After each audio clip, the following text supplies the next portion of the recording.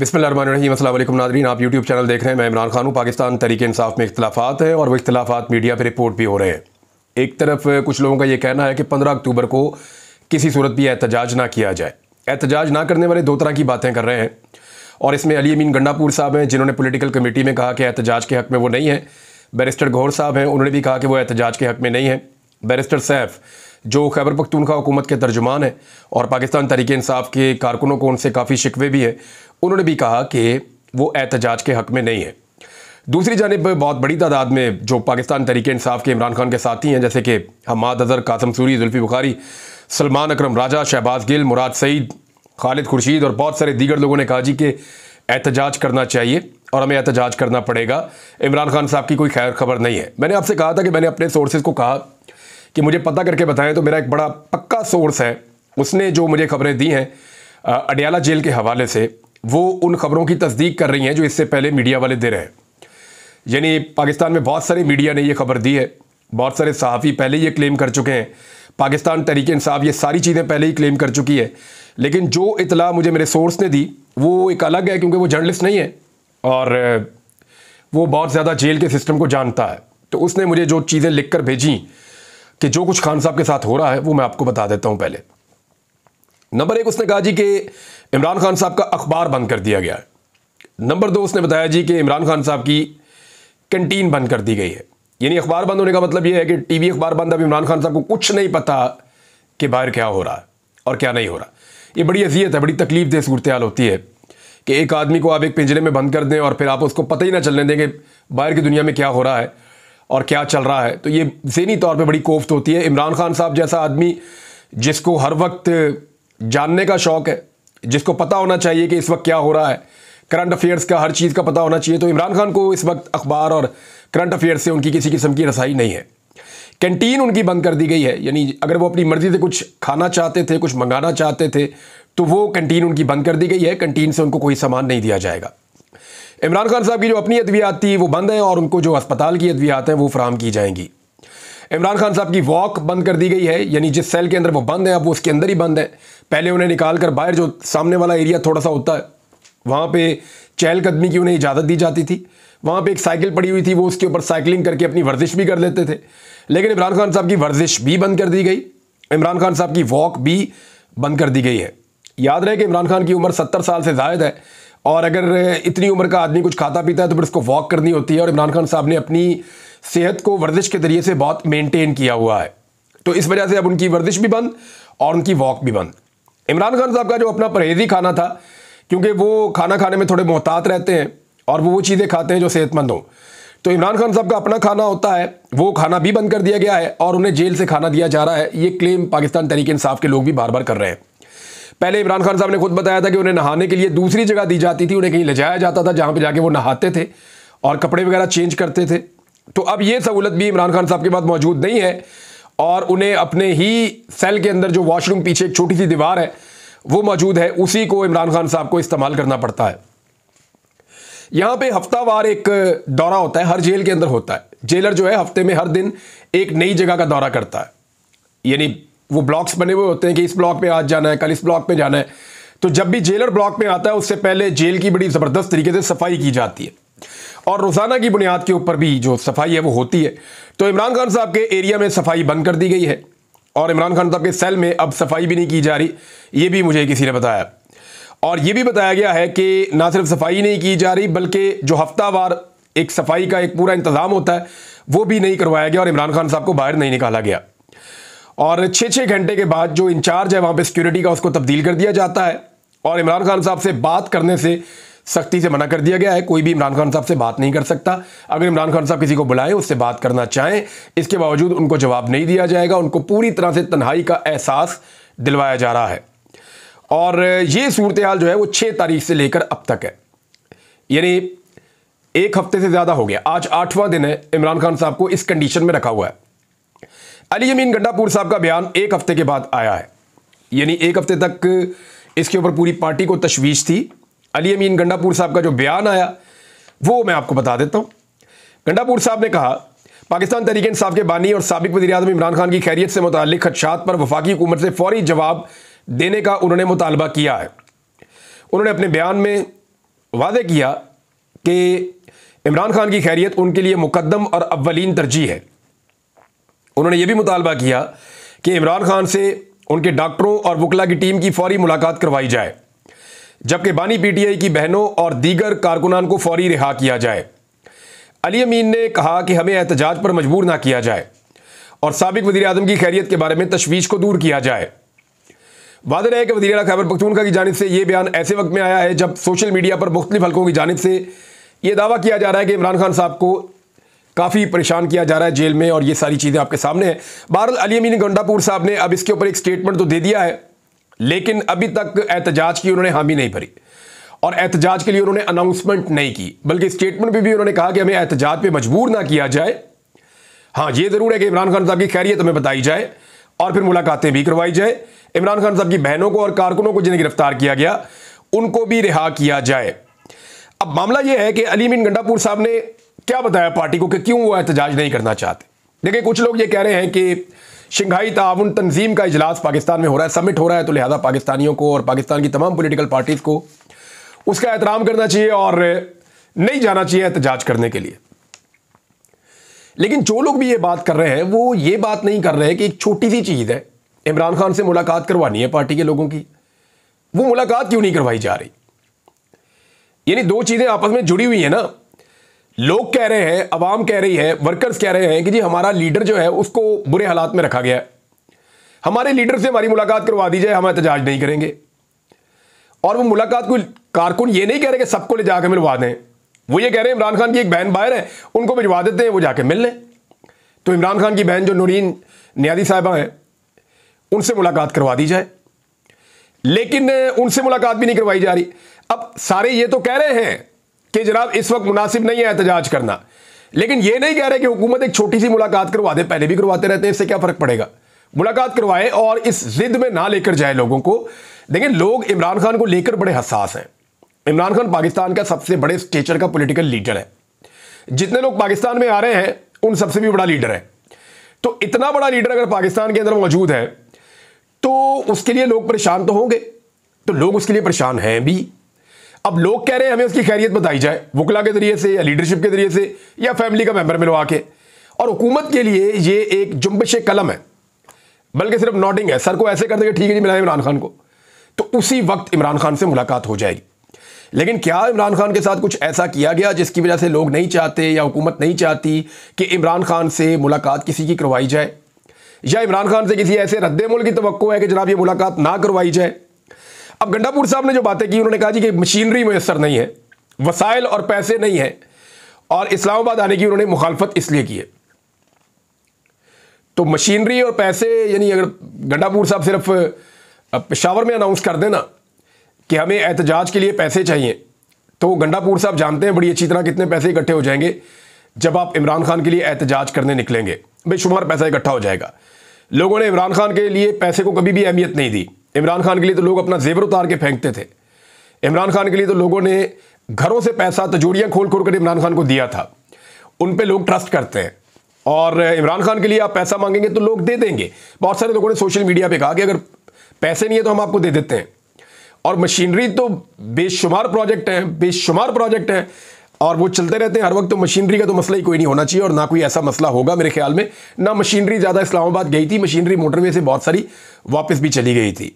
बहरहाल इस वक्त सूरत हाल ये है कि गंडापुर साहब ने अभी तक क्लियर नहीं किया कि वो एहतजाज करेंगे या नहीं करेंगे, और जब वो क्लियर करेंगे तो फिर सूरत हाल आगे बढ़ेगी। अब कुछ लोग जो पॉलिटिकल कमेटी का हिस्सा, उन्होंने मेरे से रब्ता किया।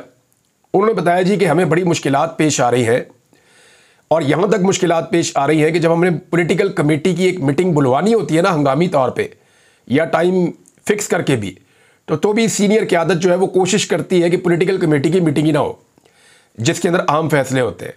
वो कहते हैं जी हम मिन्नतें करके और पता नहीं क्या कुछ करके, कैसे कैसे बोल कर हम पॉलिटिकल कमेटी की मीटिंग बुलाने में कामयाब होते हैं। जो पार्टी की सीनियर क़यादत है उनसे बड़े शदीद किस्म के तहफ़्फ़ुज़ात हैं, और सीनियर क़यादत में ये कह रहा हूँ तो ये मतलब नहीं है कि वो अभी इस वक्त उनके पास ओहदे हैं या इस वक्त वो बड़ी जगहों पे बैठे हुए हैं, कोई पुराने लोग भी नहीं हैं, या जो इस वक्त हुकूमत में या अपोजिशन में बड़ी जगहों पे हैं, उनसे पार्टी के लोगों को शिकायत है। और वो ये साफ कह रहे हैं कि जनाब हमें तो पॉलिटिकल कमेटी की मीटिंग बुलाने के लिए जो है वो दिक्कत का सामना करना पड़ता है और हालात उतने अच्छे नहीं है जितने बाहर से दिखाई दे रहे हैं। इसमें मैं आपको एक दो चीज़ें और बता देता हूं कि इमरान खान का मसला ये नहीं था कि इमरान खान के लिए लोगों ने बाहर निकलना था।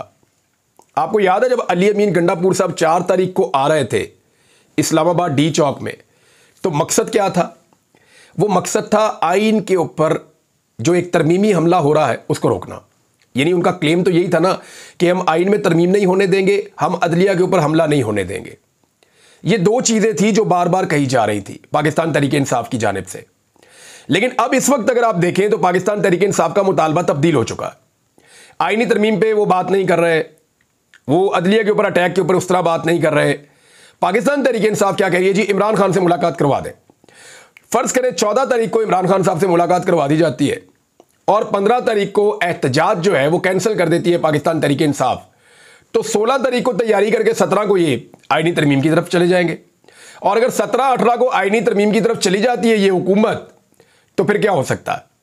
देखिए अब मामला फिर वापस जाता है नंबर गेम की तरफ।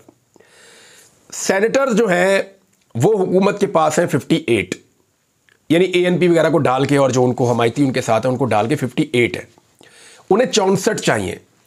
मेरी इत्तला के मुताबिक हुकूमत का एक सेनेटर टूट चुका है। हुकूमत के एक सेनेटर ने साफ कह दिया है कि मैं वोट नहीं डालूंगा।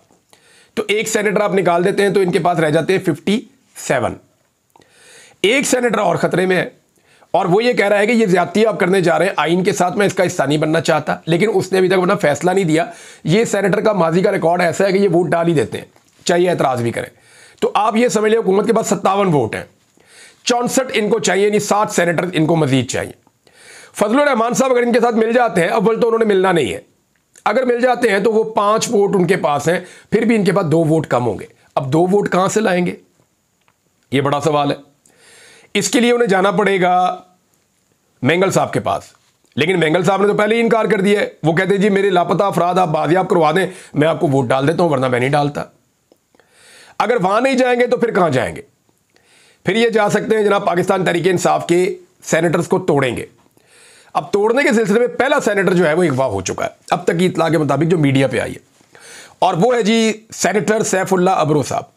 सैफुल्लाह अब्रो साहब जो है, इनके बारे में पहले पाकिस्तान तहरीक इंसाफ पे इल्ज़ाम लगा रही थी PMLN कि सेनेटर सैफुल्लाह अब्रो को अगवा कर लिया है पाकिस्तान तहरीक इंसाफ ने। लेकिन फिर पता चला कि वो इस्लामाबाद में अगवा हो गए और अब कोई भी नहीं उसके ऊपर बोल रहा। यानी नून लीग पहले उनके अगवा का इल्ज़ाम तहरीक इंसाफ पे लगा रही थी, अब जब वो वाकई अगवा हो गए हैं मुबैना तौर पे, तो नून लीग बिल्कुल चुप करके बैठ गई। नाउ दे आर हैप्पी कि ठीक जगह पे अगवा हो गए। अब सेनेटर सैफुल्लाह अब्रो कौन है? ये वो शख्सियत है जब पार्टी ने कहा कि जी सारे लोग पहुंचें खैबर पख्तूनख्वा में और अपने आप को सेफ करें सेनेटर्स, और आप अपने आप को वुल्नरेबल पोजीशन में ना छोड़ें, आपको अगवा किया जा सकता है, आप अपने आप को महफूज करें। तो जो शख्स सबसे पहले सेनेटर्स के अंदर पहुंचा खैबर पख्तूनख्वा में CM हाउस में, वो सेनेटर सैफुल्लाह अब्रो। ये तब से लेकर अब तक वहां पे डटकर CM हाउस के अंदर रह रहे थे। अचानक ये कैसे पहुंचे इस्लामाबाद में, अचानक ये कैसे अगवा हो गए? जो इस्लामाबाद की मीडिया ने रिपोर्ट किया मुझे भी कंफर्म नहीं है, लेकिन ये मुझे किसी ने बताया कि वो अब CM हाउस में नहीं है। तो अगर ये सूरत हाल है और ये अगवा हो गए हैं तो इसमें बड़े बड़े सवालात ने जन्म लिया है। मैं इसके ऊपर लगा हूं पता करके आपको बताऊंगा कि एक्चुअली यहां पे क्या हुआ। लेकिन MNAs पूरे नहीं हो रहे किसी भी सूरत में। पाकिस्तान तहरीक इंसाफ के मजीद MNAs टूट नहीं रहे। अगर MNAs टूट रहे होते तो MNAs के घर ना टूट रहे होते। किसी का डेरा टूट रहा है, किसी का घर टूट रहा है। यानी PMLN ये कहती है कि जी फलां फलां फलां MNA जो है उसको पाकिस्तान तहरीक इंसाफ ने अगवा किया हुआ है, और सेम टाइम में उन्हीं MNAs की फैक्ट्रियां टूट रही हैं, घर टूट रहे हैं, डेरे टूट रहे हैं, फैमिली के मेंबर अगवा हो रहे हैं। और फैमिली के मेंबर्स पे दबाव डालकर, जो दूर दराज की फैमिली के मेंबर्स हैं उन पे दबाव डालकर उनसे बयानात रिकॉर्ड करवाए जा रहे हैं कि जनाब आप बताएंगे ये PTI ने इनको अगवा कर लिया, और साथ उनके घर भी तोड़ रहे हैं। भाई PTI ने उनको अगवा किया तो आप तो हमदर्दी करें, उनके घर तो ना तोड़े। तो एक्चुअली वो MNAs खुद एक साइड पे, और जल्दी उनके स्टेटमेंट भी आ जाएंगे, वो खुद बताएंगे कि वो कहां मौजूद हैं और क्यों मौजूद हैं और उसके पीछे रीजन क्या है। बहरहाल सैफुल्लाह अब्रो साहब के जाने के बावजूद अभी तक सेनेट में अक्सरियत पूरी नहीं हुई। फजलुर रहमान साहब के हवाले से एक चीज मैं आपको क्लियर कर दूं कि वो ये चाहते हैं कि आईनी अदालत अलग से ना बने, वो ये तोहमत अपने ऊपर नहीं लेना चाहते। अब आईनी अदालत नहीं बनती तो इस हुकूमत को तरमीम करने का टके का फायदा नहीं है।